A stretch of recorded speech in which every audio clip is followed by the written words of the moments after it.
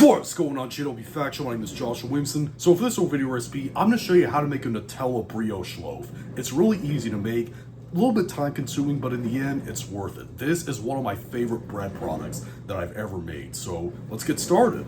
So to start off, in this bowl, I have 4.5 cups of all-purpose flour, well, stand mixer, sorry. But to that, we're going to add half a cup of white sugar, half a tablespoon of salt, 2 1/4 teaspoons of instant yeast, 4 room temperature eggs, and half a cup of room temperature milk. And what you want to do is, using the dough hook attachment, mix this all together until it's combined. Now, right now, the dough is not going to be, fully mixed in. Some of the flour is still going to be dry. That's because there's a little bit too much flour compared to the liquid right now. But that will be solved with the next step. We're going to add 10 tablespoons of softened butter, but we're only going to add a couple of tablespoons at a time, because if we add all the butter at once, it's going to take forever to mix in.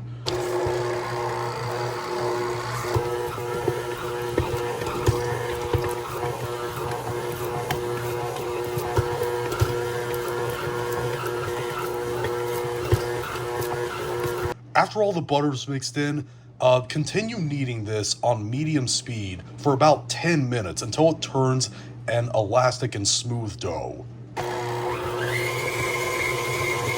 Next, get another bowl and put a little bit of oil in it. Any kind is fine, this is canola, and wipe it all over the bowl. Then put the dough in it and make sure that the dough is coated in the oil. Then cover the bowl in plastic wrap and put this in the refrigerator for at least 8 hours or overnight. Okay, so the next day I've taken the dough out. Now keep in mind that during its time in the refrigerator, it will not rise at all, okay? It won't rise at all.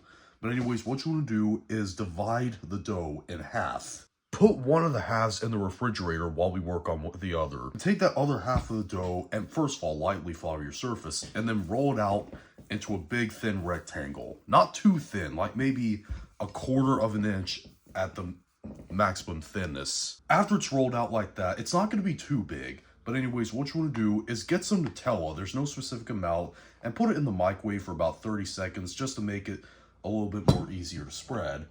And then dollop some on top of that dough and spread it to almost all the edges, but leave, like, say this little section right here with about maybe 1/2 inch of, itself. Don't spread it over there. And then this is optional, but I'm going to sprinkle some semi-sweet chocolate chips all over the surface as well, just to get a little bit more chocolatey flavor. And then here comes the only kind of tricky part of this. What you want to do is take the dough and roll it up from this side, the opposite of where there's no Nutella spread out on. Then roll it up, and I'm going to put this back in the fridge for another 30 minutes. After it's chilled, what you want to do is cut it in half from this way.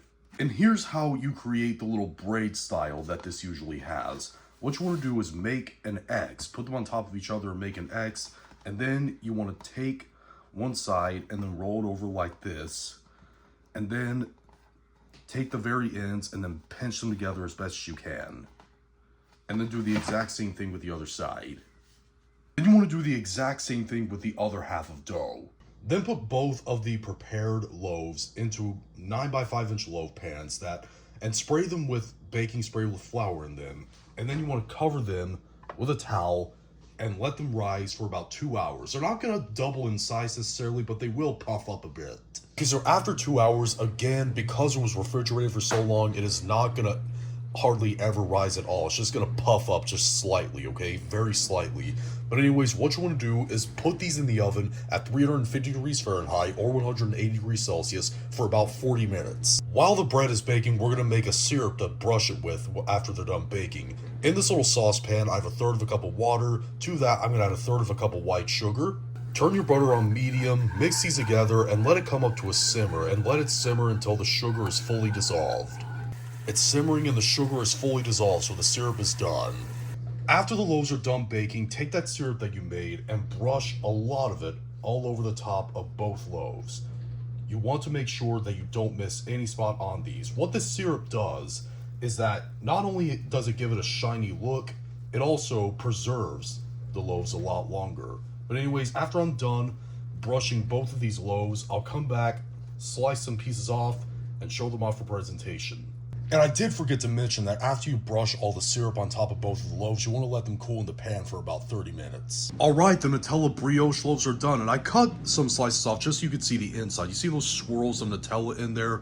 This is a really awesome bread, and like I said, it was easy to make. It was time consuming, but in the end, it's worth it. This is one of my favorite breads I've ever made, and I really hope you try it.